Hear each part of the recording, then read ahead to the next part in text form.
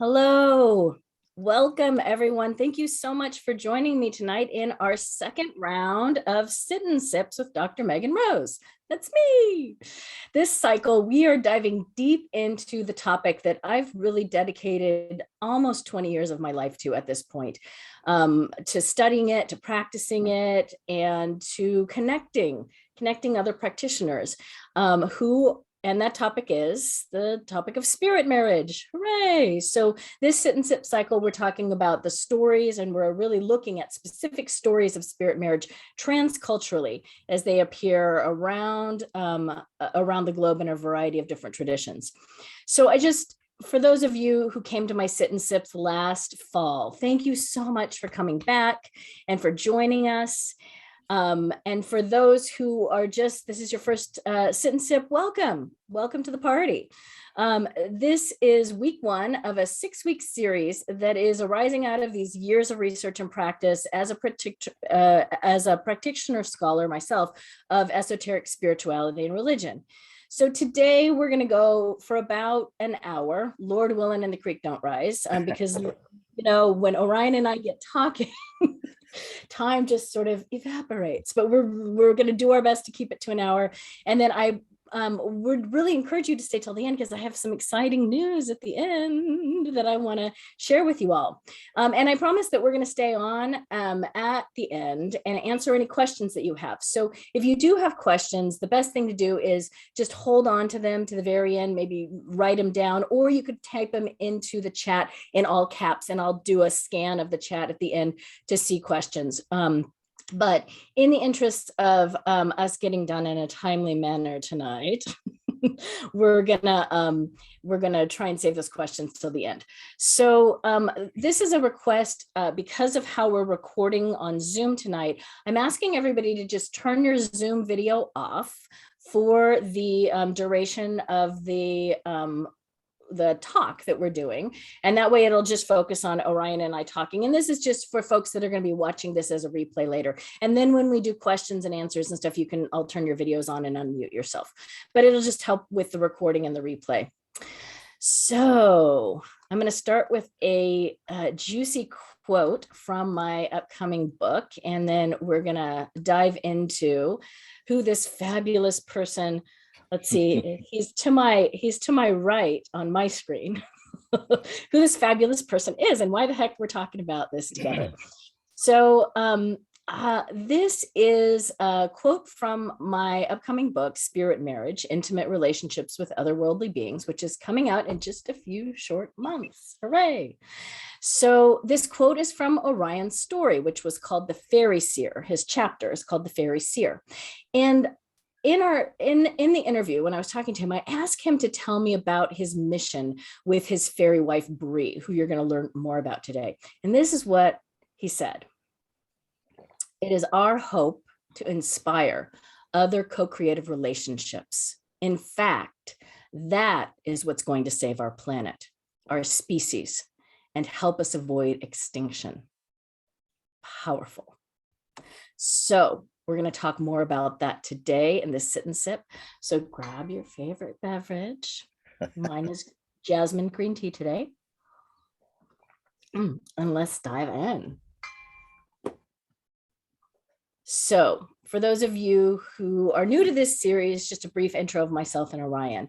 I'm Dr. Megan Rose, and I have a PhD in East-West psychology from the California Institute of Integral Studies, and I have a master's degree in religion and society from the Graduate Theological Union. But wait, there's more. I'm not just a scholar.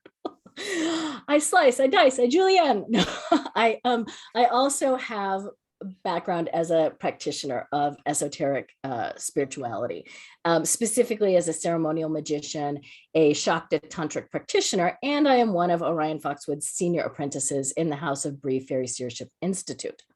So that's sort of the lay of my land, and I work mostly as an interfaith and psycho-spiritual counselor here in.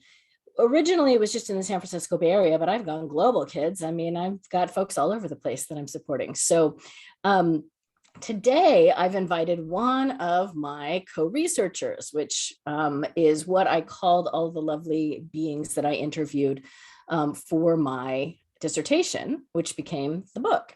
And that is, drumroll please, Orion Foxwood, who has come to share his personal story of his spirit marriage. And Orion was really foundational to this research. And he's been a mentor of mine for many, many years. You've probably, if you've been on any of these sit and sips before, heard me talk about him. And I think his story is really fascinating, and it really illuminates the power of these kinds of relationships and the power that they can bring to us. So here's a little bit about Orion. Orion Foxwood is a traditional witch, a conjure man, and a fairy seer. He was born with a second sight in the Shenandoah Valley of Virginia, where he was first exposed to faith healing, root doctoring, fairy lore, and the second sight practices of Southern and Appalachian culture. He's been learning and teaching spirit doctoring practices in workshops, intensives, and lectures in America and other countries for the past 20 years. He's also the founder of the House of Brie Faery Seership Institute, where he teaches a multi-year program on the lore, practices, traditions, and skills of Faery Seership. As well, he's the founding elder of Foxwood Temple, a traditional witchcraft coven, and he holds a master's degree in human services. So, welcome, Orion. Thank you so much. I'm pausing for you to, I'm pausing and taking a breath and just giving you a moment to say hello. Hello, Megan. So proud of you, Megan. You torchbearer, you. Oh, thank you, love. Thank you. We've got a good group of folks on here tonight. So I want to just kind of dive in. We're going to explore the journey that Orion took to marrying his fairy wife, Brie, tonight. We're going to look at some of the twists and turns of their initial encounter and their eventual marriage. So you can really learn a little bit more about how one's personal spirit marriage might manifest. So I thought I'd start with an excerpt from my book. How does that sound? Yeah, sounds good to me. It's one of my favorite books. Yeah, so this is right here, my dissertation, because I don't have a print copy of the book yet, but the dissertation pretty much became the book. Look at that behemoth. Like, that's like almost 500 pages there, kids. The book is not that long, but almost. Whoa, look at that. So I met Orion Foxwood in February of 2009 at a pagan convention, Pantheon, in San Jose, California. Orion was giving a talk on a form of folk magic called Faery Seership. According to Orion, Faery Seership is an eco-spiritual practice rooted in the indigenous lineages of witchcraft and the fairy faith, which was handed down primarily as a secret tradition through families. Orion received the fairy teachings from the hereditary Scottish fairy seer R.J. Stewart and various other traditional practitioners known as hedge witches and cunning people, who cultivate the fairy ways throughout the UK. Based in the ancient lore of the fairy faith, Orion, in partnership with his fairy wife Brie, has reconstituted the fairy teachings for a contemporary audience centered around the Tree of Enchantment, a teaching glyph for fairy contact and anointing. The moment I heard Orion speak, I felt my spirit leap, as if my soul recognized him. I'm getting emotional. It's so true. I sensed I had finally found a teacher with whom I could go deep and far. Over the course of 2009, I took various classes with Orion, and in November of 2010, I apprenticed to him through the House of Brie Faery Seership Institute. One of the things that attracted me to Orion's teaching was that he holds a wedded relationship with a fairy being, Brie. And I intuitively felt that he could help me unpack, research, and discover this burgeoning topic of spirit marriage. Orion agreed to be my first interviewee, and he was also very graciously agreed to go on record with his powerful story. So. Thank you, Megan. Yeah. Megan, I'm going to be gushing with you, by the way. I'm going to be gushing. Right. Really proud of you. We'll be mutually gushy tonight. Just, get your hankies out, kids. So that's how I met Orion. What I'm curious about, Orion, is how did you meet Brie? Well, it was a dark and stormy night. Actually, it's a funny story because we used to have a bookstore in the area called the Turning Wheel Bookstore, and this wonderful woman named Dia Tima owned it. And Dia was a friend, and I'd been teaching at her store. And one day she said, listen, Ryan, there's this guy coming, and he's going to be teaching on fairy traditions, Celtic fairy, named R.J. Stewart. I think you'd like him. Why don't you come? I had never heard of RJ at that point. And I'm like, now I think, what a fool, right? And I go, well, I don't know. I was with the government then and real busy. And I'm like, she said, no, I want you to come as my guest at treat. So I said, well, you can't beat the price. Um, and I kid you, so I went. Now, this is how Mother Fate is. Little did I know that workshop, walking in that workshop, that free, kind gesture of a friend was going to change my life forever. So I go in, and the same thing that you spoke about coming to my workshop happened to me with RJ's. I walked in, and RJ took me maybe 5 minutes before I realized. I said, oh my God, I know exactly what he's talking about. And this man really knows his stuff, and he does. And goosebumps, lots of goosebumps. So we decided to move the group down towards the Chesapeake Bay because the store was near it. We got down near the bay and set up, and we started doing descents into the underworld. And that's when it happened. I remember the first time RJ opened the well being opening a thinning place into the undercountry, into the living memory of the land of which we are all emergent beings arriving from. He opened it up, and we went down the spiral stone staircase that's so familiar to the Faery Seers, worn by the many feet that have walked it over centuries of time. And as we're going down, I kid you not, I can feel my blood boiling. I can feel my life force kindling. And I'm like, this is incredible. By then, I had been studying several traditions. I wasn't new, at magic, but this was something so intense and familiar. Now, keep in mind, as a backdrop, I grew up in a culture that's a mix of Southern and Appalachian, right, in the Shenandoah Valley and Virginia. So I grew up around some fairy tradition, but they didn't use the F word. And the reason is that's usually a word used by British, and these were Scots, Irish, mostly folks. So you can imagine a bit of politics there. So we, in fact, there's an old Scottish saying. I think it says, "Gin you call me fairy, I'll work your mickle terry. Gin you call me gin or elf, I bid you look well to yourself. But gin you call me Seely White, I'll be your friend both day and night." Suppose that was written in Scotland. And that's what they called the Seely Whites. And so I recognize the feel, not the content, the feel of this, and recognize the other kin, the good folk, as the cousins that I grew up with. That's what they call them, the cousins or them folk. And so we went down, and we went to see the Fairy Queen. So you come to this fork in the road in the undercountry, where one is the Hawthorne Way. And we took the Hawthorne Way into a great chamber in the undercountry. In this place, as it says in Tamlin, lit by neither sun nor moon, but by the starlight and everything. There was this vast boulder and a crack down the boulder. And he instructed us in this vision. You will see the queen. She'll come, reach into your pocket, take whatever is there, be it a pea, be it a pearl, and give this to her. And so out comes the most beautiful, I'll try not to cry, the most beautiful being I've ever seen in my life. She had radiant skin that was opalescent. And at that time, she had black hair. She's changed her hair since then. She reminds me a girl could change her mind, So she comes out, and her hair was long and black, and her lips were just so red, and her eyes were intense. In her eyes, I could see the swirling Milky Way. I could see the starry night. And I have something to say about that in a little bit, because that shows up again in my story. So I was blown away.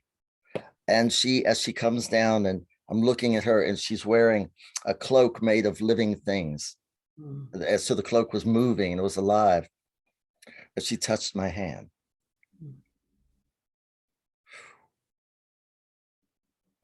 Time stopped. But then she did something disturbing. I gave her my gift. and she took her fingernail and she cut down my sternum area and took my heart, blew the dust off of it, kissed it, put it back, then took my fingers and pressed the needles into them. She said, this is so that you can extract the living light, the Toroth of this place from the springs of Faery, and then inject it into trees or places that need it. And so we came up out of the vision, and I was just shaken. In fact, I asked her name. And at that time, she said, you don't know me well enough. She was always one direct. Shortly after that, she told me her name, but she didn't say Brie. She said, Brie. It was more like a breath. And I said, Brie? She goes, close enough. Basically it was something to identify her with. And so I told RJ what happened. And I had the little red dots on the tips of my fingers. And he After looked you at came it. out of the vision? Yep. Yeah, so you had a physical manifestation. Physical manifestation. And he just said his wonderful reply was astonishing, with that lovely accent of his. And he said, this is good, Orion. And I'm thinking at them, this is good, having needles pressed into your fingers and, having your heart. And so he said, continue with it, keep going. Well, and it continued, and it went deeper and deeper. And then we could talk more about that as we go along. So that was, I have to tell folks, there's a scene in the movie Titanic when Leonardo DiCaprio he wins his ticket to get on the Titanic. Now, one of the things he said when he won it, because he goes on, then he meets the woman he falls in love with. And this is more a comment about his love. So there are moments in your life that simple events take place after which nothing will be the same. I try to keep from crying. I had no idea that at that moment I was being given my life in a way that I could never have imagined. And then it's a story, the journey to here. Yeah. I brought the wedding vows too. I have them whenever. Oh, did you? Well, we'll get to those in a second. But I mean, before you got married, right? There were some things that happened.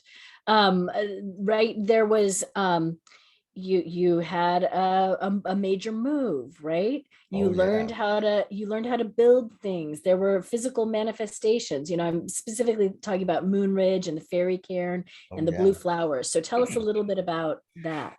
Well, I grew up on land, and I grew up down the valley. It was not quite a farm, but I worked a lot on farms because my uncles had them. But I grew up country, very country, and I grew up with sayings like my mother saying, she goes, I've got to go out and work in the garden. I need to touch the plants so I can hear God.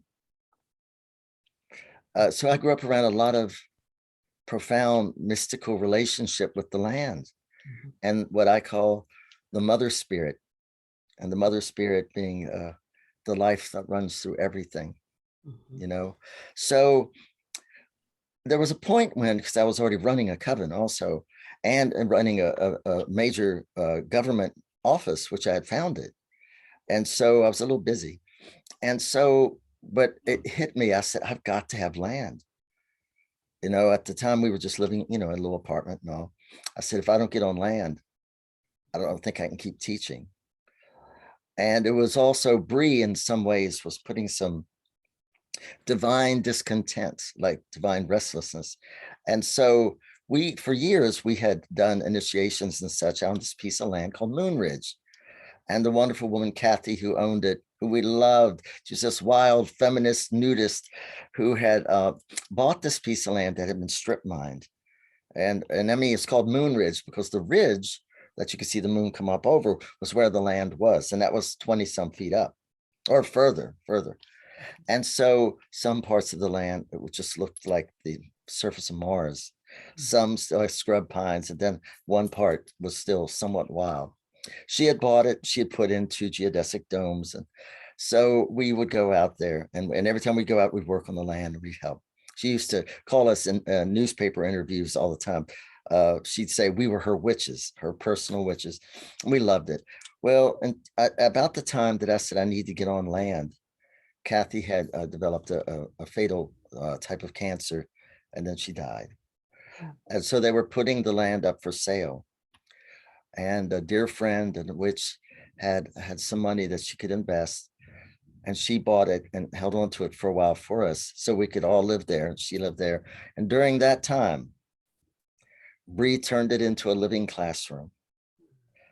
It had 3 sections to it, one with the woods, well, one with older woods, and that was the nature spirit campus.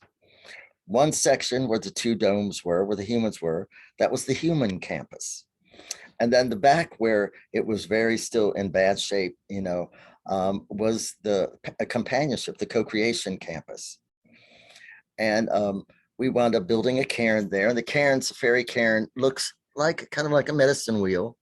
And it's in the design of Brie's guidance. She wanted it in this way. And then later we found out that there was an ancient one in Scotland that looks very similar, which we went to. And so, because RJ even saw it and said, have you ever been to, do you remember what it's called? It just escapes me. I wasn't on the Scotland trip, but Oh, I that's know right. exactly what one you're talking about. I'll try to remember it, but I'm not sure. Well, but anyway, when he saw the cairn, he said, "You've been to Scotland?" I said, "No." He said, "You have clava cairns," and he said, "Astonishing," because there it was. So there was all these things showing up, showing that this was very real. So we put in our cairn, and I put in, like, at that year, I didn't have a chance to put in anything to start landscaping, nothing, and it looked just like the moon surface, just dry sand and a couple scrub trees. So we got that, and in the middle of February, right? So it's cold here in February, really cold, and that year it was sub-zero a lot. In the middle of this winter, there was these purple flowers springing up all within the cairn. It was incredible, And then when the warm weather came, every morning I would get up and I'd go out and I would kiss the land. I only did it in warm weather because I didn't want my lips to stick to a rock or anything in the cold. But I would kiss the land because I felt so grateful to be on land again, a land that I loved. And then she guided me. Like, I would go out, called it my coffee clatch with the fairies, and I'd go out and sit. And she would teach me how life arrives, and she would teach me techniques and things to bring the place to life. Well, and boy, did we. I mean, and it was happening fast. And we were across the ridge from the Department of Agriculture. And one day, some representatives came from there, and they came over to see us because they knew that we had lady slipper orchids that grew wild there. And they did this one little spot, which then, of course, spread everywhere. They were wonderful, and they're protected.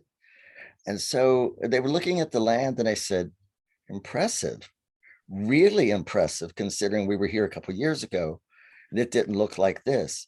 And they asked me, they said, well, what kind of crew do you have working on this? I said, I don't have a crew working on this. I just simple things. And then they went and they took a soil test, and they said, your soil regeneration rate, your rate of rebuild that was going on, meaning decomposing material and soil starting to form, was 16 times a normal rate. And I'll never forget when they said, so what chemicals are you using? And I looked at them and went, chemicals? How primitive. It was great. And so it was witnessed. And we were there over 7 years, which is interesting because that's the number of the time to hell. And so in 7 years, we turned that land it was lush. It was beautiful. It was incredible. Put standing stones that were 2 to 3 tons each up. And people were coming from all over the world to see this incredible place. And she showed me how glorious they are and how they know everything about the life of the land. Well, that leads me into the next piece I wanted to have you talk about, and that is, can you explain for the uninitiated who the fairy people are? That when we talk about fairy, because there's a lot of misinformation and misconceptions that are out there. And so I'd love it if you'd just explain who Brie is and who the fairy people are. Sure. Well, I used to start out one.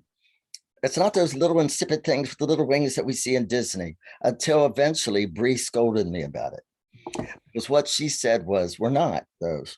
But she said, in the attempt to destroy the fairy tradition, the new religion first demonized the fairy tradition. Well, if you know anything about curiosity and such, demonizing doesn't work real well, because it's like saying, listen, over there, it's a jar and it's got cookies in it. And no matter what, you must not eat those cookies ever. And then they create rules. If you eat those cookies, then you will be severely punished. Well, after a while, the kid's like, gotta have one of those cookies. I've got to risk it all. I got to have those cookies. So demonizing doesn't work so well. But the next thing did, trivializing. And if you look, you can see all the way from the Renaissance, well, medieval times to the Renaissance to now to through Elizabethan. You can watch the fairy going from being a being of luminous glow, human size or larger, so beautiful that to look upon them directly could cause death, because of their beauty overcomes the nervous system, as because of the plasmatic radiance. And then you see them growing smaller and smaller and smaller. Now, this is where something so mystical comes in. Brie told me, I quote, "Yes, in your imaginations, you shrunk us smaller and smaller and smaller until we were just the right size to fit through the keyhole of your imagination and return and grow into what we truly are." And then this next part is so touching. She said, there's a group of elders that you can, and this is how she said, there's a group of elders that you can thank above all, who preserved these ways and never allowed humanity to be able to fully turn its back. And those elders are the children. I know that's always gets me when I say that. I still weep. She said, they remembered us. She said, and in the image that got created, they found delight and they would not let go. And they wanted more poems, more literature, more, everything. And here we are.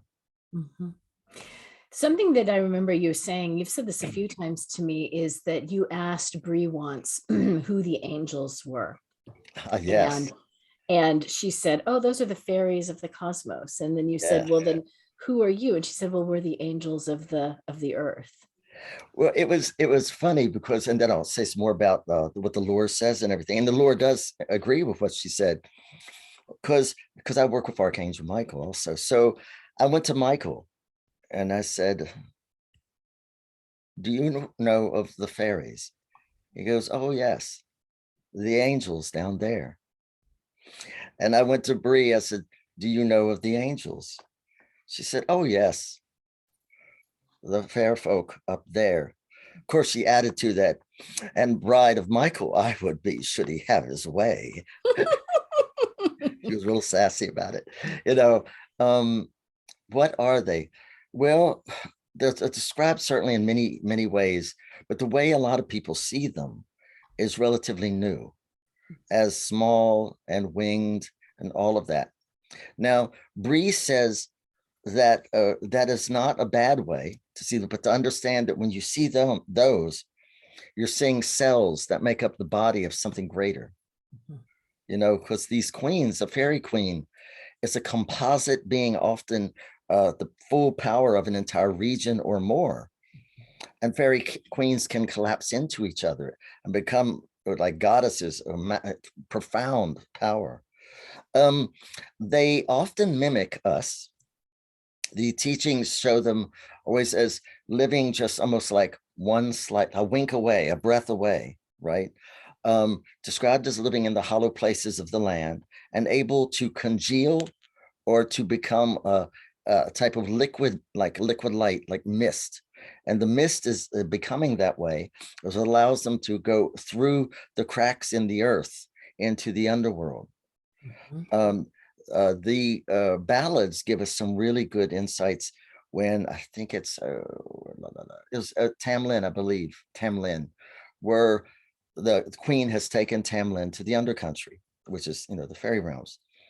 And he says, and on and on and on we rode, and we rode through rivers of blood, a boon to the knee, and saw neither sun nor moon, but heard the roaring of the sea.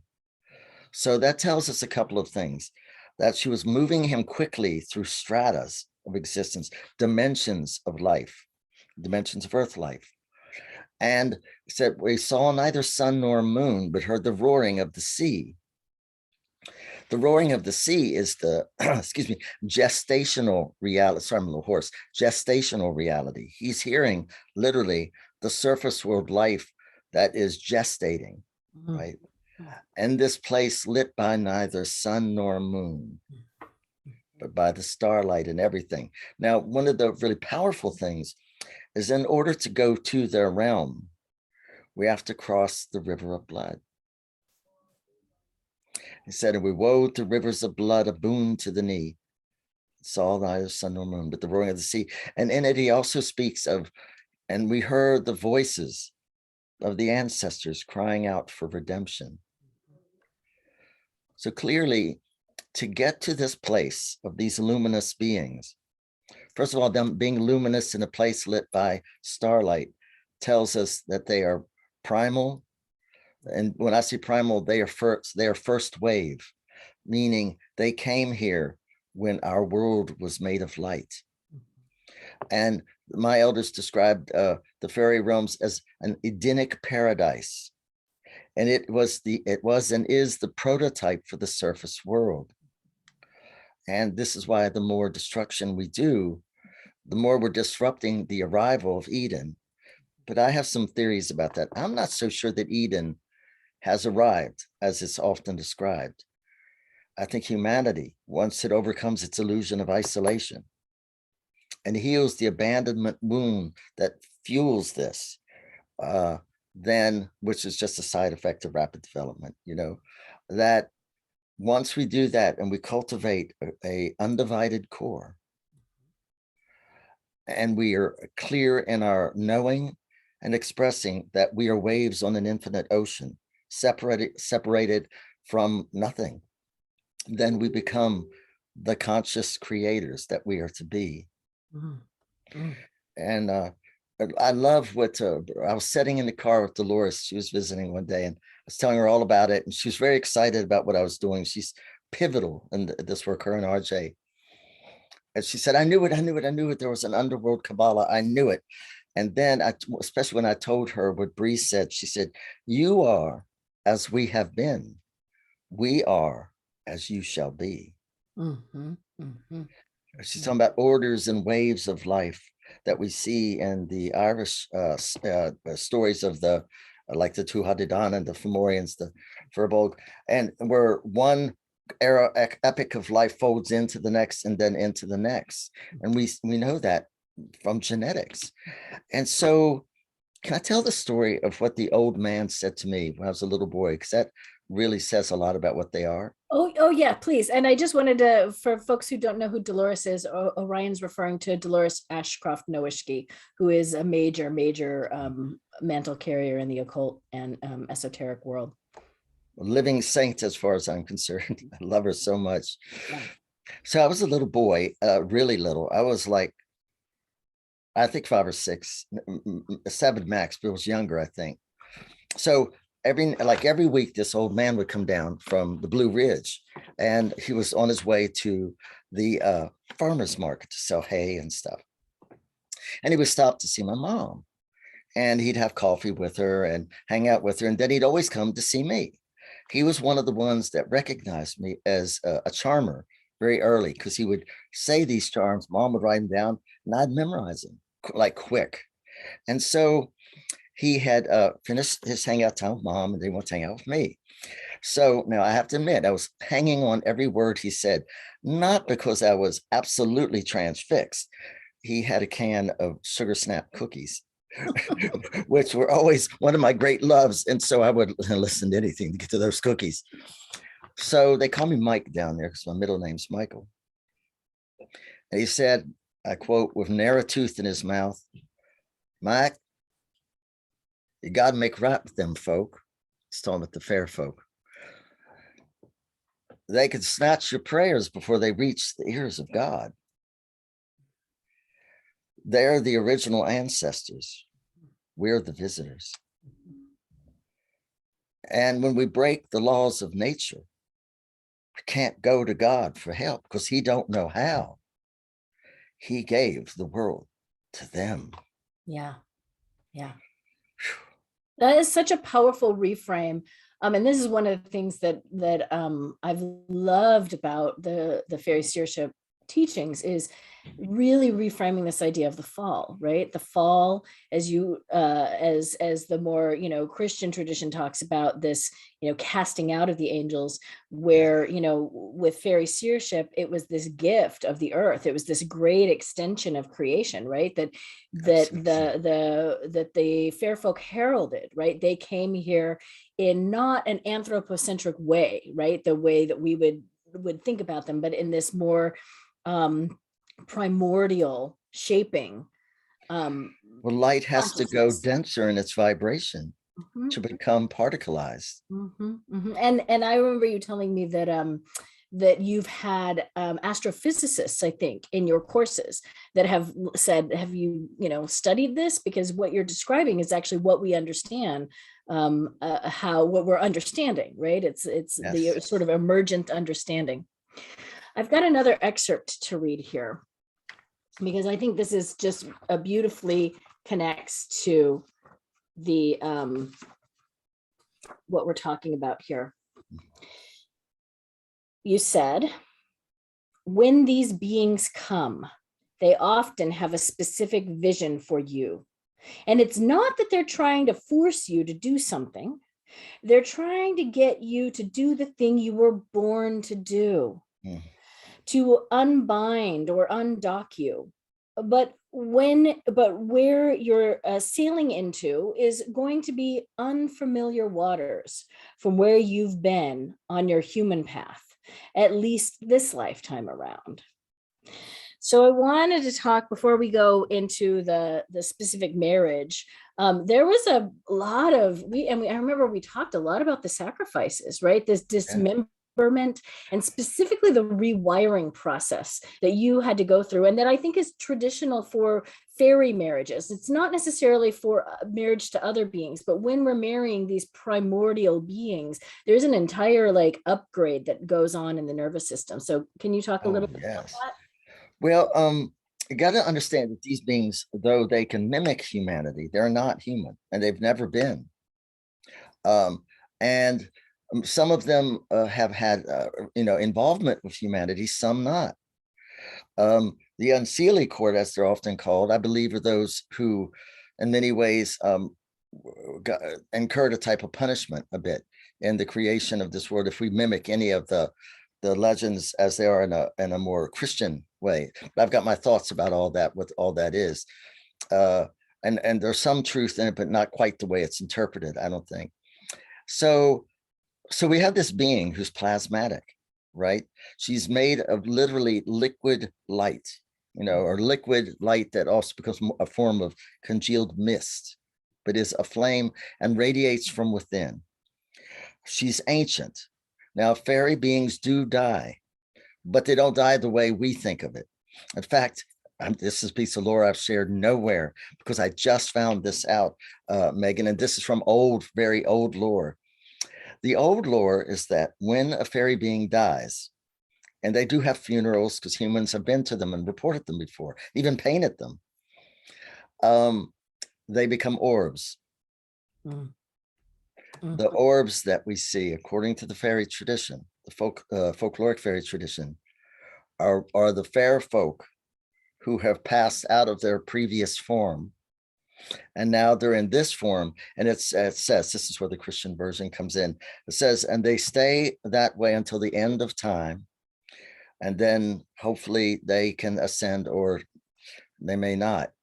Now, the old teachings say, and again, you got to remember, some of this is politics, religious politics, but some of it's got metaphysical implications too, that there is a practice of not just the fair folk, but the elementals as well. Some of the elementals, specifically gnomes, well, yeah, gnomes and salamanders are known for this, sometimes undines, mating with a human or being in a romantic relationship with a human, and then the two they're exchanging qualities of element that complete each other, and by doing this, according to the lore, then this fair folk can ascend into heaven through the human. It's really, and I think there's a lot deeper insights than just propaganda there. Very deep, Yeah. very deep. And what's his name? Can't remember the first name. Digabalus, who was a Kabbalist. A lot of the Rosicrucian stuff, the cites his work. He speaks of it. What is? I could look it up. Maybe if we have any kind of breaks or anything. But he wrote about this. If you see a book out called I think it's called The Incorrigible or something like that, or Inconsolable Gnome, kid you not. What a name, right? And it's a subsection from that book about meeting this human being taken to meet a gnome. And doing that, talking about, becoming companions so that they can complete each other. And it's an absolutely wonderful read too. So where was I? Well, you had started talking about that idea that they are able to ascend or move on in their evolution by mating with us, or by and so I'm curious about, in your own life, like what were the you talked about rewiring, right? And I remember you told me, you gave me this, you said you were given the option of rewiring or a house fire, and that you encountered kind of both. And this idea that you had to really go through this process of attuning yourself to be able to even communicate and draw close to Brie long before the marriage even happened, right? Oh yeah, because a marriage is a symbiosis. And I often say that after the marriage, when I close my eyes, I see through hers. When she closes her eyes, she sees through mine, And so here we have this plasmatic being, and she is ancient. I mean, very, very, very ancient. And okay, she just heard her say, you can stop with one ancient. She's not human. Her ability, her senses, her knowledge, her insight, her ability to perceive and radiate life is at a much greater, unbound type of voltage than mine. But there is a common place inside of us. There's a common place inside of everything for everything to speak, right? Now, this links us back to something else. I'll take a couple side tours on the way to truly answering that. Brie says that we don't have 5 senses, we have 1. But we have 5 portals, and there's 5 portals like smell and touch and hear, and all that have a low range, medium range, and high range. And we've been taught to stay in the middle range. And so in the high range, we see the angels, the stellar beings, etc. In the lower range, the ancestors and the fair folk and other beings in the inscape of the land. So, but everything has something in common, and that is at our center, we are made of breathing space and starlight. And our breathing mimics it, just into the void, out of the void, into the void, out of the void, like a flickering flame on the curved edge of infinity's cauldron. And so, and then we are also the animating spark, the animating light. And so at our core, we're literally this, I call it the starlight on the waters, And so at that level, everything can speak to everything. So we have to move ourselves away from the senses we're accustomed to into what they're feeding into and out of. I call that sense simply aliveness. So when your aliveness touches the aliveness of the stone, or you can look up at the stars, and because the stars are in your body too, you can touch your aliveness to the aliveness of the star and communicate. Distance means nothing. And so what she had to do was to calibrate me, and then me calibrate to her. And initially, she would have what I call these doorbells, and it's how she would get my attention. But the first sort of rung of doorbells was not pleasant, because when she wanted my attention, I would get a migraine level pain above my left temple. And finally, I go to her, I said, Brie, you can't do that. It hurts. It hurts bad. And she said, hurt. What is that? And that's something hurt. What is that? She said, feel it to me. Notice what she's saying. Feel it to me. Don't visualize. Feel it to me. I stopped and I remembered the feeling, captured it. She goes, oh, no, no, no, no, that's not what I want at all. And so she dimmed it down.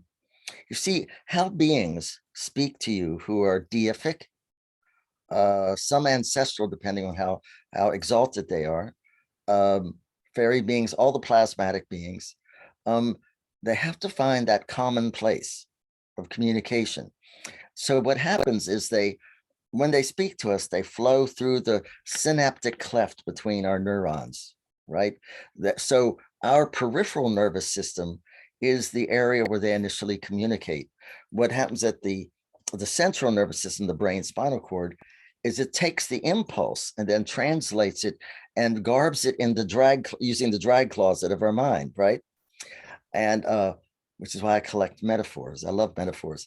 I've been in a love affair with metaphors for years. So I would get the doorbell, and then I'd feel her coming through, and she'd come into that cleft, and then she would imprint a message, and then I'd just wait a second, and then it would start to arrange itself through the imagery such that was in my mind.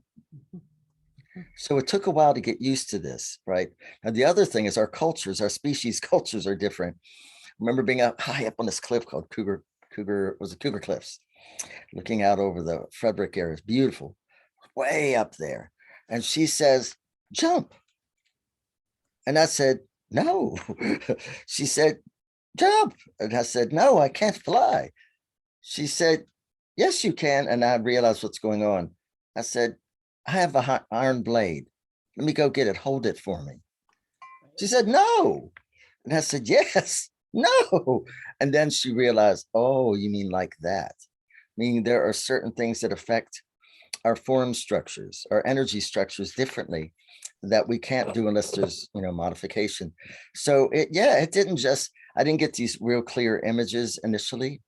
She would wake me up at, oh my God, 30 in the morning. The one time she woke me up at, it was after the witching hours, 3, it was like 3:45, 4.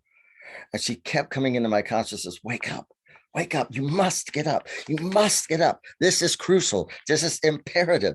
And I'm thinking, oh God, what? So I go down the stairs and I'm, waddling outside. She goes, here, over here. And I go, what? She goes, get down on your knees. And I did. She goes, go down further. I said, what? She said, look, it's the first crocus of spring. I wanted to be livid so bad. She said, I said, you got me up for the first crocus of spring. She said, don't you understand? This is the light on the fuse of life. She said, and she told me, gather one of its flowers. It's already been spoken to. She said, use its power and it will change your life. And it was so incredible. Brie brought my world. I always saw eyes through wonderment, but Brie brought the world to life. I'm going to read a little bit more. We're going to start moving into the territory of the actual marriage. Loved. Woo, love. Where are we here? Here we go. One morning, Dolores came out, and this is an adept. This is a woman who I swear she calls the angels and they know to cancel whatever is on their schedule. She really understands the dynamics. She also knows old traditional witchcraft. Like many of the early serious occultists out of Northern Europe, especially England, she has a high regard for the fairy tradition. A lot of the Golden Dawn members were involved in the fairy tradition. Brie had come to her, but in full form. And Dolores comes out and she's white as a ghost and she's stuttering. And she goes, Orion, she loves you. She loves you so much. She's so beautiful. She's so beautiful. Why haven't you married her? And there's a part of me going, oh shit, this is like a shotgun wedding, like up in the hills. And Dolores asked, why haven't you married her? And I just said, I don't know. I don't know. I'd never thought of it. And she said, she loves you so much. You should marry her. Why don't you marry her? When a woman of such adepthood, who I hold so holy at like thousands to, comes to you and says, why haven't you married? You know, see, there's a tradition, a practice in old folk fairy tradition, and it's one of the lesser known. And it is that when they wish to marry you, which is a symbiosis, they will not come directly to you. They come through someone of high repute who independently, and they come in a way that cannot be refuted, right? Well, that's why she picked Dolores. And usually they don't come full on, you know, because the fair folks are known for taking on another form, or you seeing them out the corner of your eye. In fact, I got an invocation about seeing them out the corner of your eye. I could share it a little bit if you like. And so they rarely also come because they're plasmatic. They're radiant and they're beautiful beyond, like their beauty can shock you into death. So they came to Dolores. She came to Dolores full on. And so one of the things Dolores said, and it was one of the greatest honors of my life. She said, I'll do the marriage. Mm-hmm. Because there has to be, the way I was taught, they come opposite gender. And so it didn't matter gay, straight, none of that. It's a polarity thing. That's all. It's the way I understand it. And of course, later she would often morph into gay porno stars and all kinds of things just to say, hey, thought you'd like it. She's got a sense of humor. So to perform this meant to lend her body. Dolores is indwelled. It meant that her indweller would have to agree, and what a profound gift. So when the day came, well, the night came, it was Dolores came into circle with us, and there was over 30 witches. And when Brie came into her body,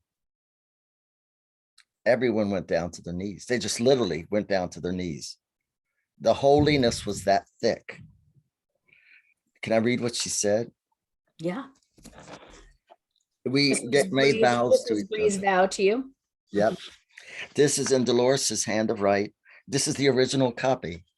It's something I treasure. Oh my God, if the place was on fire, it'd be one of the first things grabbed. Just because, just to clarify, Brie dictated her wedding vows to Dolores, correct? Exactly. Yeah. And then you wrote your own vows to Brie. Yep. And these were pouring out of Dolores's hands so fast she could barely pin it. I mean, it was like, you know, it was incredible. So what I'd recommend is everyone just close your eyes a minute. Imagine a love that you knew when you yourself were made of starlight. When your soul first came as a package of the infinite from the great river of stars to be a part of this earth epic. You've been here a long time. You've been many things. Then imagine a being comes to you that's like a half of you or a part of you that stayed in the Edenic luminous paradise. And now here you are. Love beyond imagination. And she says, I'm going to try to not cry, okay, but I might. So I need to warn everyone. Oh, come to me on midnight's hour, and do not say me nay. And I will pledge my troth to thee forever and one day. Oh, I will give to thee a ring of bright-hued fairy gold, if you will deign to share with me your soul till stars grow old. Oh, I will give to thee a crown that once a king did wear, if you will give to me your pledge, my fairy life to share. I cannot halt thy human form from withering away, but this I promise to thee, my love, as night will follow day, that from this human form in death will step my own true Fae, and naught shall come between us then, nor ever say us nay. Mm. And in the tradition, when it's a female, sometimes if it's a male too, if they have hair, it would be hard for me. You know, they take a single strand of their hair, and she had this long, beautiful silver hair, and she took a single thread and wrapped it around my finger as the wedding band. I still have that single thread of hair. It's one of the holiest things that I have. Yeah. I'm just sitting here looking over at it. I cannot tell you how my life changed. The way I speak, people often speak of the poetic style that I speak. And I always spoke with charms because I grew up with them. I've always had a tongue for that, and my spirit loves them. But what started coming out so quickly was insightful wisdoms like none I've ever known. And that's became the Tree of Enchantments. Now, there was a time, however, in this where I would come to like PantheaCon and other gatherings. I would do these workshops. I would do a lot of visionary work to find what should I teach that's most remedial, most helpful, and the vision of where humanity and the event is going. And I would teach, and people be very filled up, and they'd be happy, and you could tell it fed them, and that made me happy.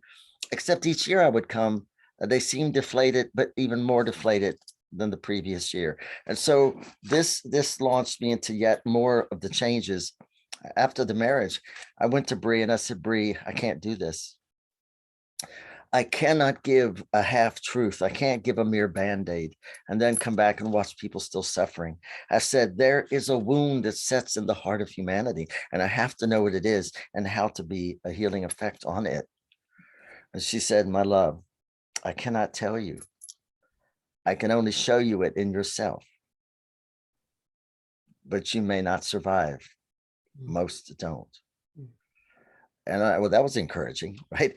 But I thought, to quote the late Reverend Martin Luther King, a half truth is a whole lie. I couldn't continue giving half of something, or giving something that only would band-aid while people were suffering. And so we did that journey, and it almost killed me.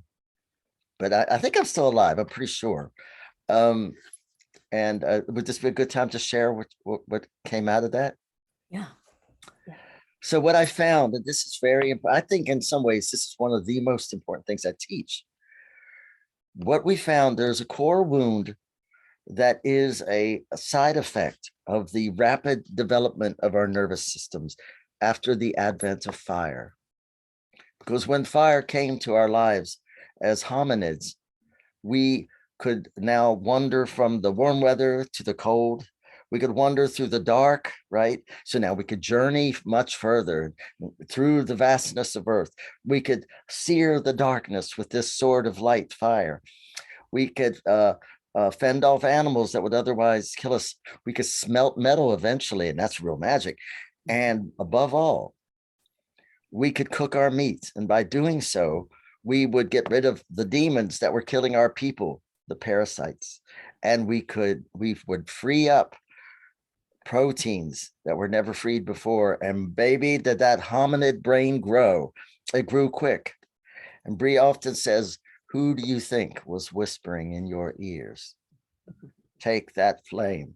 She said, the flame is the apple on the tree, ignited by the lightning that came down the center post that came down, the axis mundi, the billy tree, the tree of knowledge. And she said, and you took a bite of that apple, and change you did. Now, were we exiled from the garden? Not really, but we evolved so quickly that we became sort of enamored with our own nervous system. Who wouldn't be? Well, we're discovering what we could do with these hands, and we're changing so quickly. And so quickly that we began initially to wander away from the elders and the sacred of the feminine, and then the earth itself, until we saw ourselves as separate. We exiled ourselves from the oneness. And what I love about all of you on here is we're the ones who are unearthing an ancient knowing buried under the rubble of 2,000 years of genocide, wiping the tears off of the sorrowful faces of those who were killed. We are the pagan people, the Iche Wichasha, as they would say in Lakota, the people of the earth. And so what came was something I call the dampers on the blue flame of the soul. The first thing that happened was the illusion of isolation. As we know, a wave cannot last long when it's separated from the ocean, you know, and the wave and the ocean are the same. First, the ocean emits the wave, then the wave takes the ocean with it. And so the illusion of isolation, as we became enamored with our nervous system, took hold in us as a form of an abandonment wound. And that formed into the abandonment, fear, fury, and shame. That drives so much of the worst in human behavior. Yeah. And from that, so you got the illusion of isolation, and then that grew into the desire to possess. If I can't be cared for, if I'm exiled, if I'm separated from a wholeness today, now can't remember because I'm so humanocentrified, then I will control the world and make it give me what I want and make life take care of me. But that doesn't work very well. So there's the illusion of isolation, desire to possess. That's the control. Resentment of change, when life changes and we die and things change and we can't control everything. And then the desire for absolutes, the last one, which shows up as any form of fundamentalism. Yeah. And that's what we found through my journey. And man, did that give the backdrop for everything.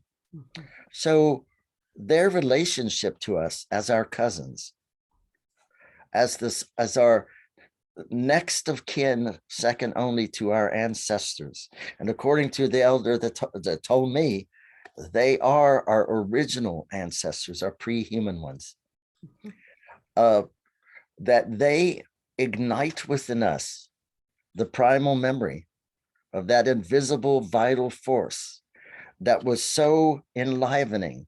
It drove us to will ourselves into the physical world from invisible to visible, and how to come out of the spell of forgetfulness cast by the illusion of isolation and retrieve the pulsing, vital pulse, star pulse inside you.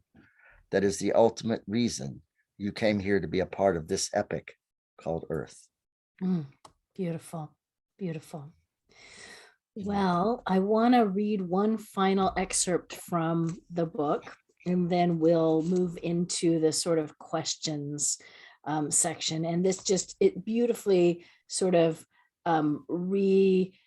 captures everything that you were just saying. Because of the nature of our planet, its executive order to its life forms is a unified state of life. It's requiring us to come back into the family of life, and it's not putting that up for vote. There are pulses coming from the center of our world that affect the neurobiology of all life. Life forms are shifting. Species are coming back we thought were extinct. Species are showing themselves we never knew existed. We're going to see more of it. The world is recalibrating its own balance. Hopefully, humanity, if it gets to a tipping point of good relationship, if it moves off the battlefield of life and onto the dancing floor with it, will be a part of that shift.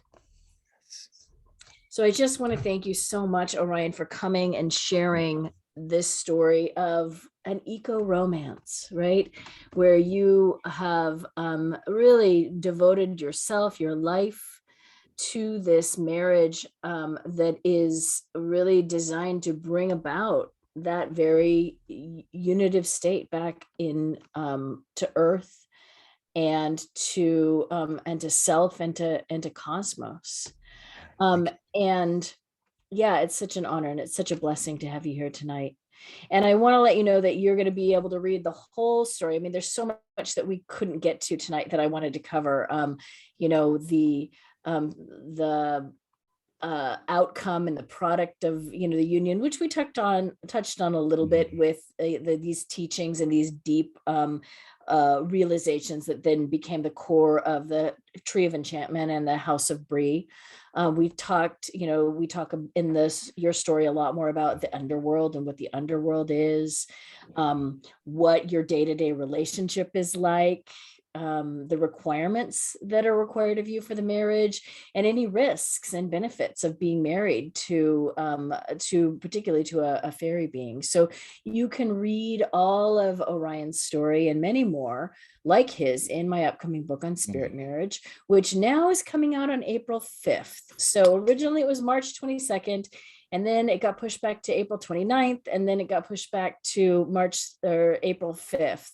March 29th, April 5th. They keep pushing it back because they're having supply issues with everything that's going on with the supply issues right now. Your book's going to be an Aries? My book is going to be an Aries like me. And me. I know.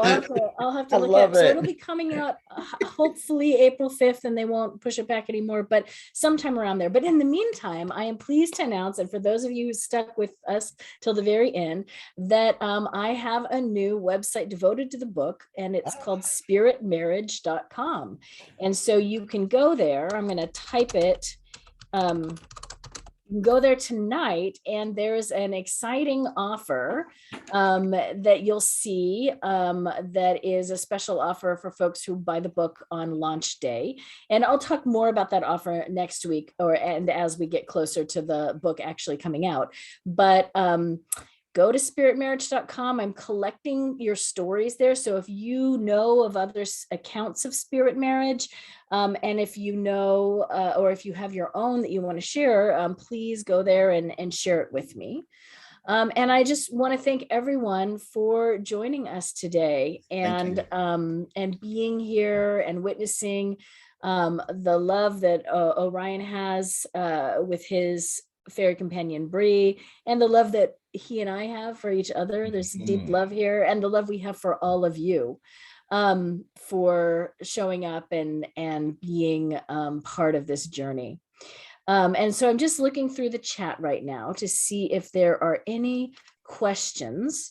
And now would be the time to either raise your hand or type it into the chat, or just unmute yourself if you want to jump in and comment, maybe share something that really resonated with you, or ask questions if you have any questions. We'll stay on for maybe another 10 minutes or so, asking any questions, or just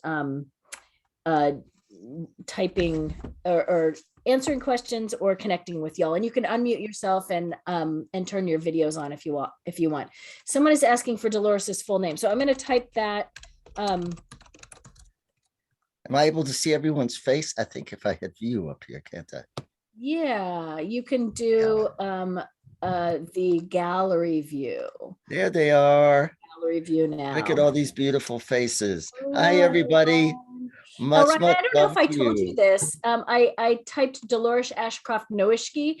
Dolores actually wrote an endorsement for Spirit Marriage. So Orion wrote the foreword to Spirit Marriage. So you'll get to read some of his writing in my book. And then Dolores wrote me an endorsement, which was so amazing. She's like 91, 92 years old. So, and she's extraordinary. Just yeah, it's wonderful. I can't even say Dolores's name or hear it without my heart smiling. Yeah, for those of you who are or have heard of Dion Fortune, who was a major occultist back at the turn of the 20th century, 19th to 20th,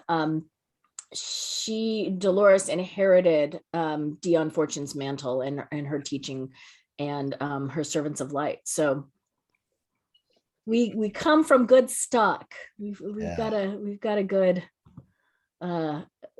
mantle of teachers, right? Yeah. Avnis, yes, you can unmute yourself, love. And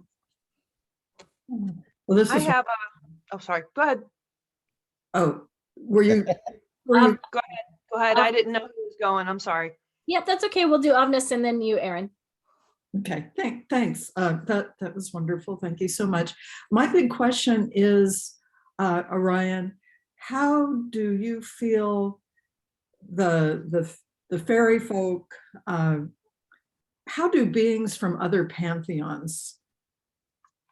How does this mesh? How does this meld? I'm with somebody from a particular pantheon as my spouse, and I'm just very curious how all I love the question. I love your question. Thank you. That's a very good one. Well, first of all, we have to understand that fairy tradition heralds from an animistic paradigm. And as you know, the animistic paradigm of, because I think the anthropologists have animism, pantheism, right? Animism, pantheism, paganism, which is pantheism, polytheism, and monotheism. There's only been one monotheism recorded in the history of the world, and that was Otanism, that Akhenaten tried to bring forth. That didn't work out so well. Really, Christianity is not a monotheism like it may think. It's not. You can't have a devil, you can't have angels, you can't, none of that. Just one being. And so if you go to almost any of the ancient traditions, they will, and you see this in Norse tradition, like I talked to a lot of Norse folks who I just love. I love my heathens. And they always welcome the land bather first. And whenever I'm at an event, I kept wondering why I'd always get invited to their blows, they meals, and they were so wonderful. And they put me up in the like an honored seat. Originally, I thought, oh God, I got to tell them I'm not a virgin if they're going to sacrifice me. Bad joke. But I wondered. So finally, I asked Jane Sibley, who's a brilliant scholar on Sami tradition. And she said, that's because they call the land bathers. Then she looked at me, she said, they call the fair folk in your tongue. She said, first, before, because, and I think it echoes that sentiment that old man had said to me as a little boy, that they are the ancestors of this world who have been given instruction to enliven it, to be a part of the interior landscape that keeps it alive, because I've heard this in other traditions as well. I met an Egyptian elder many years ago, and this was a traditional Egyptian folk practitioner. And I described the fair folk to them, and I said, do you have anything like that? And they said, oh, yes, they're a priori, before time. She said, we have stories of these luminous beings coming up out of the Nile and teaching humanity. She said this was before the Neter had come. And then I spoke to a Lakota elder who's deceased now, Grandfather Wallace, Black Elk, and we talked at length about it. And he said, he goes, I understand you speak to the spirit lights. That's what they call them, just the spirit lights. I said, yes, sir, I think so. I said, I'm going to make sure that we're talking about the same thing. He said, that's old medicine. Mm-hmm. He said, and it's rarely practiced in our ways. He said, we honor them, but that's an owl medicine, and so they shy a little bit, but he said, he honored it. He said, that's old medicine. Now I went to Hawaii. Same thing happened there. And I was on the eco tour, and this guy whose grandmother was a Huna, a wise woman. And we were on our way to a heiau, which are these, they're like cairns kind of. And the heiaus played a major role in ancient Polynesian, tradition there. And they were built by the Menehune, which are the Hawaiian elves. So we're on our way there.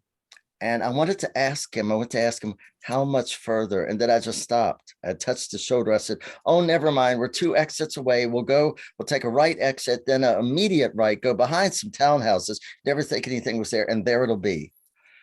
And of course he goes, you been there before? I said, no, I just went there through your blood.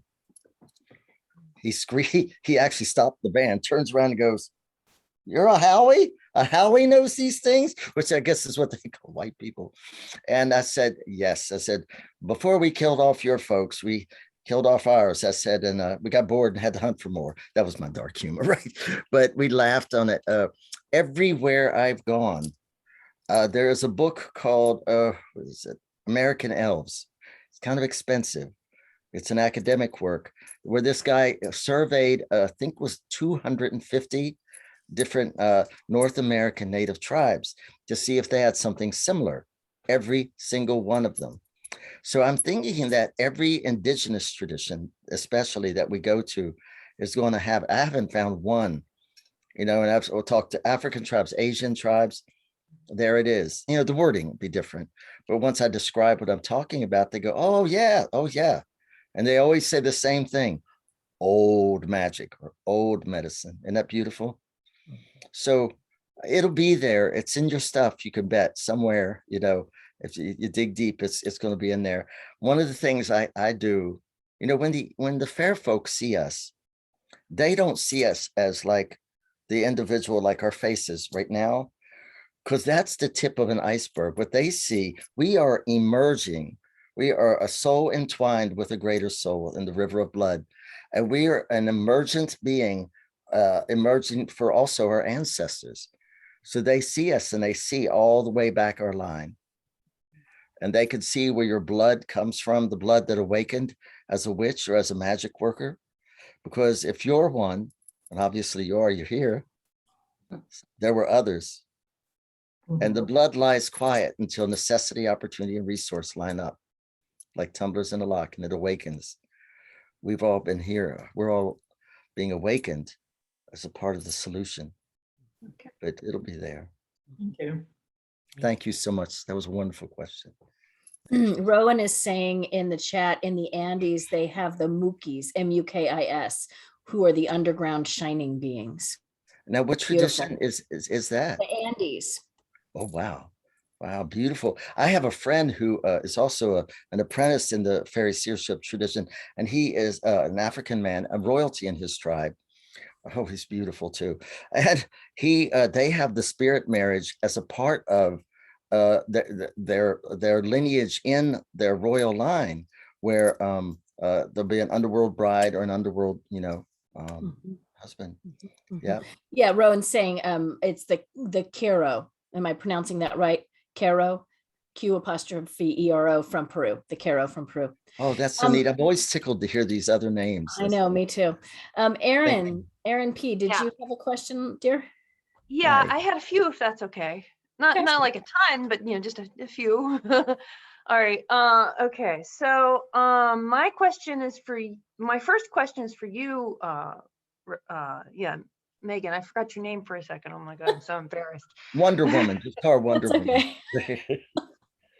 But anyway, did you marry your beloved before you received his name or after you received his name? After. That was one of my prerequisites, because it took me like 10 years to get the name. And the reason I started all this research in the first place was because I had this spirit showing up wanting to marry me, and I didn't know who he was.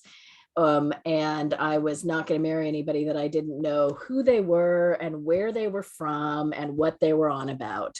And so that's why I sought Orion out to study with Orion, because that he held a fairy marriage and could sort of help me understand it. And then also it's why I sort of began this long process of doing the research, because I basically asked Orion and all my other co-researchers questions that I couldn't answer myself about my companion, and was trying to really suss out. And that whole process, that whole research process became the way that I was able to finally get a lot of those answers, because the more I talked to other people, the more Gwen Yeah. was finally able to, was sort of willing, and I was ready. It was this sort of, that was sort of my attunement or calibration process, was writing the dissertation, which was this incredibly dismembering process, and then refashioning me in this sort of new way that could be in the marriage union with Gwen. Yeah. Yeah. How did you how did you actually, was there a ceremony for you like there was with Orion? There wasn't. So this is where my story is a little bit different than Orion's, because that, and I will talk at great length about my story at the end of this, because the book has gotten bumped. I'm going to add a couple of more sit and sips on at the end, and I'm going to talk about my story in great depth during those sit and sips. But I'll tell you that just briefly, it wasn't the same as Orion, and that I think. Yeah, because he was saying that you need, like, that they show up through a proxy, an elder yeah, or something, or a priestess or something. Mm-hmm. and that might be true for the fairy tradition. It's not true across the board for everybody's spirit marriage. Oh, okay. And I should add in that I'm sorry, but what's encouraged in the House of Brie is a co-creative partnership. What Brie is not invested in, whether that is with one of her people or whether that's, because there's 9 keys in the Tree of Enchantment, each one keying into different strata of existence.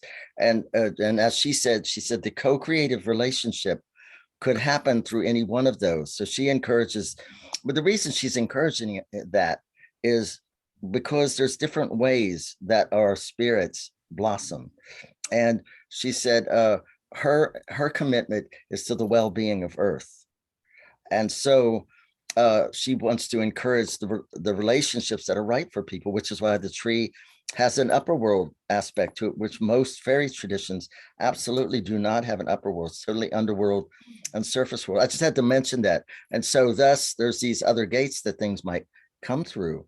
yeah, and in my case, one of the things that, and Orion had been helping me with divinations and mentoring through this whole process. And one of the things that became really evident was that this wasn't my first rodeo with my spirit companion, that actually we had been married and in many lifetimes before that. And that there was actually this ancestral lineage where Gwen showed me that he'd been married to this matrilineal line of seers that I descend from. Lifetime after lifetime, he'd been married to them, and that I was sort of the first seer in that matrilineal line in the last couple hundred years to pick that relationship back up again. And so it was a little sort of like marriage vow renewal when it happened with me. So there wasn't a proxy there. And, I went through all these years of researching how the marriage was going to happen. And then it sort of happened spontaneously at a pagan ritual that I was at around Samhain, which was, significant because Samhain is Gwen's time of the year, the wild hunt and the rite of the Fae at that time. But Gwen also is there was still some sort of official ritual sort of thing going on, right? There was still some sort of ritual. I was in the context of an official ritual, but then the marriage happened when we were in a guided visualization in a trance journey. And that trance journey happens the same way every year, where we go to the Isle of Apples, which is Glastonbury Tor, Avalon, which is Gwen's traditional abode. And he was there when we went into this journey. He was there waiting for me and was like, all right, we're getting married tonight. And I was like, I don't have a ring. I don't have vows. He's like, it doesn't really matter. And the tell that was really significant around that was, he was like, but tonight you're coming into my shape. He's like, normally I come in and interact with you in a more anthropocentric kind of, or an anthropomorphic kind of way. And he was like, tonight you become like me. And we actually shifted into liquid plasmatic light and went through the roots of the hawthorn tree, which I had met. That hawthorn tree, Orion and I have a picture of Orion and I sitting at the root of that hawthorn tree. I have a story about that too. Glastonbury. And so we went through the roots of that tree and went into the underworld, and we were married in that way. And it was just sort of this this done deal after 10 years of research at that point that it happened. And I kind of came out and I was a little like, well, does that count? Because, it was in trance, and it wasn't like Orion described it with, and Yeah. And when I talked to Orion and another friend of mine that's a medium and a seer, she was like, that was exactly what needed to happen for you. That was exactly the way that it needed to happen. So, because I have a spirit that that I'm romantic with, and the thing is, my ability to perceive is very spotty. Like it's almost like it comes and goes, or maybe it's a combination of that, and maybe the spirits that I communicate with just, they're just not always like, I'll try to ask them something and they won't respond. It's like, it's on their terms, it's like they only really talk to me on their terms. And so it kind of makes me wonder, and I know you said something about this before, that it seemed like your fairy beloved was like more than one person on a few occasions. Like it was like a different person each time, and you were kind of confused too, right? Yeah, I had to go through, and there were ways in which Gwen would show up, and it's kind of honestly like what Orion talks about, the drag closet, right? There were different guises, different ways that he would show up to communicate different things to me. And what became the most important tell was the somatic response, how my body responded, and I also had to really learn to reach to him. So I, for a long time, just expected him to show up for me when he wanted to talk to me. And I had to go through a whole process of developing the discipline, discernment, and devotion to reach through to him and be able to like ring his doorbell and not just wait for him to ring mine. And that was a whole learning curve for me as well. Yeah, but otherwise it's What? Brie reminded me once when I called out to her, she didn't come. I called out to her, she didn't come. Finally, she came. She said, "What?" And she said, I have another life, Yeah. Exactly. She said, "You're not the only life," And we laughed, and I laughed about this. But the thing is, I'll remember that. For Thank them, you. For them, I mean, like, kind of, it's like, oh, yeah. Remember too that for them, form is a language. It's not a state to them. To them, form is a language, and like the periodic table of elements is an alphabet. And so what happens then is we have to find, they may be talking to you more often than you know, because there's ways that they interface with your body where there's like I have my doorbells, as I call them, and I'll know, and there's different ways that they speak through different senses. They can also speak through dreams. They could speak through anything. So open yourself to all the possible ways that they might be speaking to you. And you may find that they're more, she doesn't like me using this word, but more chatty than you know. And she says, I have many ways to leave messages to you, and so they really, and our body is where is the translation device. It comes through our body, and our bodies are different, and our senses are different. Where you're more sensitive in one area than another. Megan, very quickly, you mentioned the hawthorn tree where, oh, look at that kitty, where on the tour, where Hearn's testicle was. Yes, or not Hearn, Gwen's testicle. Yeah. Yep, that's what they call it. A large boulder with all kinds. Well, you just answered something. I had forgotten that he is the lineage of your contact, right? Because when we were there, quick story, I saw this little stone that was down in where the tree, like down in the crevice there, and there's lots of offerings and clootie cloths and things. And I heard him clear as a bell say, "Take it." And I was like, I can't just take it. I've got to make an offering. I've got to give something. And it got louder. Didn't you? I think you heard some of it, didn't you? Because I think you were right. He goes, "Take it." And I'm like, I can't. I've got to make an offering with somebody. He goes, "Don't you think the pain that you have experienced is enough offering?" Because I have a debilitating condition that I'm still working on. But then I think something else, and this stone was the stone. It's a little black stone.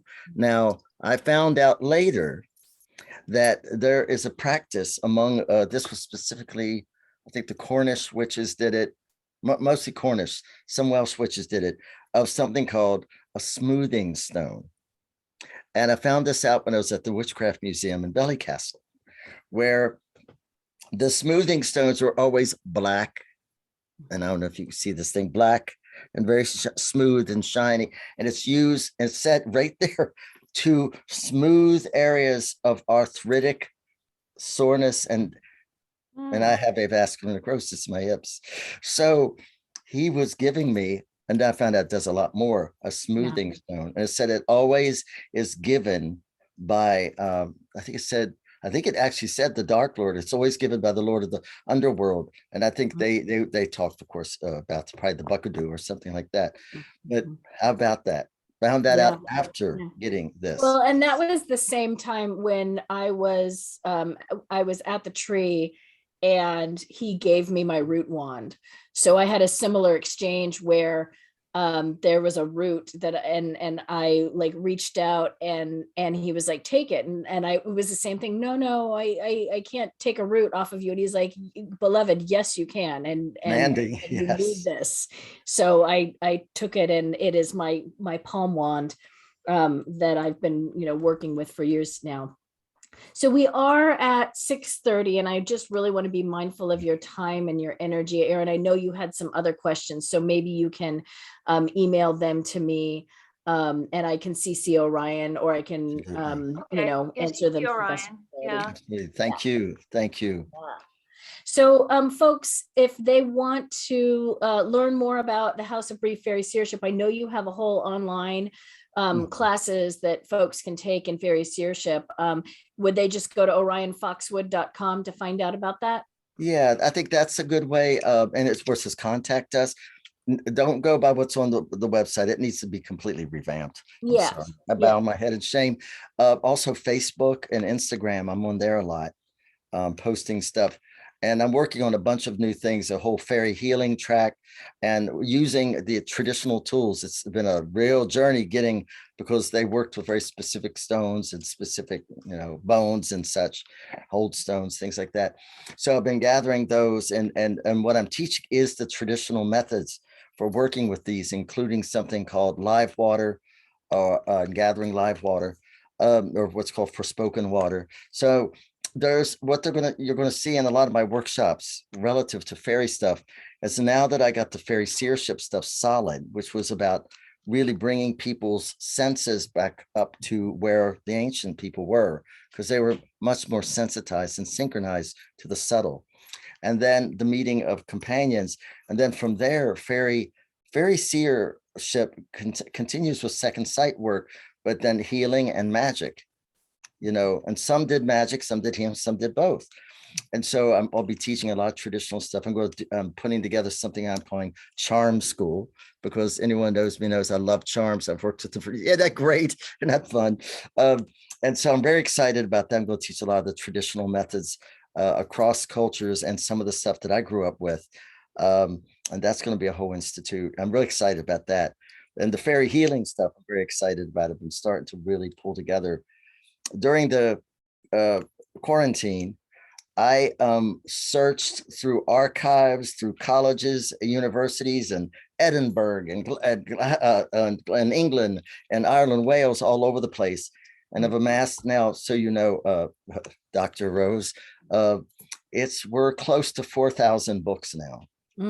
Wow. And these go from the 1500s to now. Because I'm working on putting the most complete library that I can on folkloric fairy tradition. That I can. So to be accessible to folks studying. So this is all exciting. Yay. Megan, I love your work so much. I love you. I love what you represent. And your integrity is so solid. Thank you. The feeling is mutual. Thank you, everybody, being on here. Thank you for everyone that's going to be on here. So next week, I'm going to be back on the same your great. time, same bat station, and we're going to talk about the story of the Shakta Tantric. So tune back in next Thursday, the 17th at 5 o'clock Pacific, 8 o'clock Eastern. Use the same Zoom link. You can save it and just come back to the Zoom link. And until then, feel free to DM me any questions you have, if you didn't want to bring them up tonight. And Orion, if you have questions for him, I can forward them to him. You're not on Facebook or on email as much, so you might just consider connecting with him on the Facebook or the Instagram. Oh yeah. And what I will say is that Orion was one of two folks that went on the record and used their real name in these stories of spirit marriage. So the next week, and I think the week after, it will be me telling stories and reading their stories with a pseudonym. So there won't be a live interview like we did tonight. It'll be a little bit of a different structure, but I'm so grateful that you could be with us tonight, Orion. I have such deep love and respect for you. And thank you so much. To all of you here. So may all the powers of love encompass you through all nights and through all days and in all good ways. Thank you. Thank you. Good night, everyone. Thank you. Thank you both. Night now. This always feels like the Brady Bunch, doesn't it? The little boxes. Everybody. Thank you. Yeah, I'm gonna stop the recording now. Okay. And maybe not. Did the recording stop? Nope. There it is. Okay, there we go. Stopping the recording. Thank you.